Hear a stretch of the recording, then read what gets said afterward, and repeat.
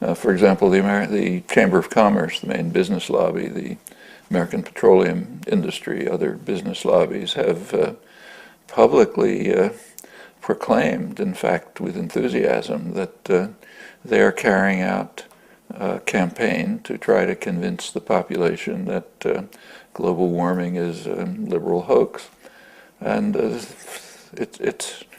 it's succeeded, unfortunately. The latest polls I've seen show maybe a third of the population believes in anthropogenic global warming. The media contribute in their own way. So, for example, when the New York Times runs a front-page article on what meteorologists think about global warming, namely, they don't believe it. Meteorologists are pretty faces who read scripts telling you if it's going to rain tomorrow. What do they have to say any more than your barber? But that's presented as if it's a significant contribution to the discussion. The same when they, in pursuit of the fabled objectivity, present two sides. One side is 98% of scientists who know anything.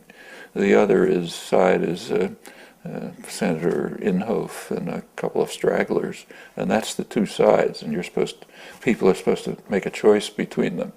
They leave out a third side, which is the substantial number of climate scientists who believe that the consensus predictions are much too optimistic, including some of the leading scientists right here who've recently run what they call the most extensive modeling ever done that concludes that it's far worse than anticipated, and that their own results are an understatement because they don't take into account such things as effects of methane after permafrost disappears and so on.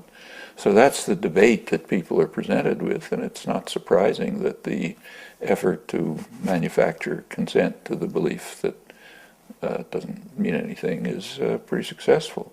What's rather interesting about this, and tells you something about the nature of our society, is that those same CEOs and managers who are trying to convince the public that it's a liberal hoax know perfectly well that it's extremely dangerous.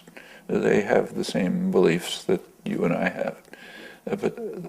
So they're caught in a kind of an institutional contradiction. As leaders of major corporations, they have an institutional role. That is to maximize short-term profit. And if they don't do that, they're out and someone else is in who does do it. So it's basically, institutionally speaking, it's not a choice. That's going to happen in the major institutions.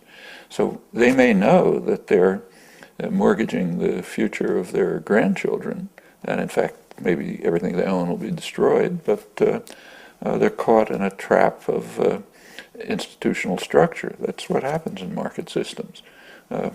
Financial crisis is a small example of the same thing.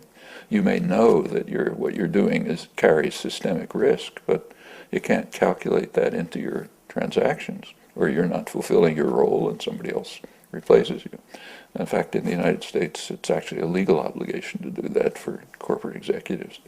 So, and that's a very serious problem.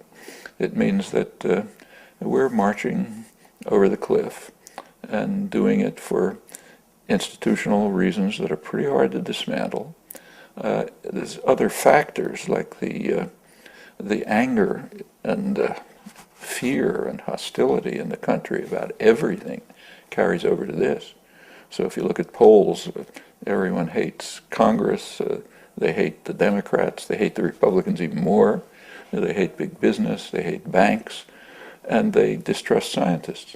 So why should we believe what these pointy-headed elitists are telling us? We don't trust anything else, we don't trust them. All of this combines. The latest election a couple of days ago is you could almost interpret it as a kind of a death knell for the species. There was an article in Bloomberg Business Week, not a radical rag exactly, running through the new Republicans coming to Congress, and they're worried about them. One of the reasons is because they are global warming deniers, almost all. That means the powerful House committees are, like science and technology and so on, are going to be in the hands of people who think there's nothing to it, or at least claim that they think that. What they actually think is another story. In fact, one of them was quoted as saying, "Can't be a problem because God will take care of it." Now, if this was happening in some small country, and maybe I don't know what, Monaco or something, it wouldn't matter much. But when it's happening in the richest, most powerful country in the world, it's a danger to the survival of the species. Nobody else is going to do very much if the United States doesn't do a lot, not just some, but take the lead. So we're essentially saying, let's kiss each other goodbye.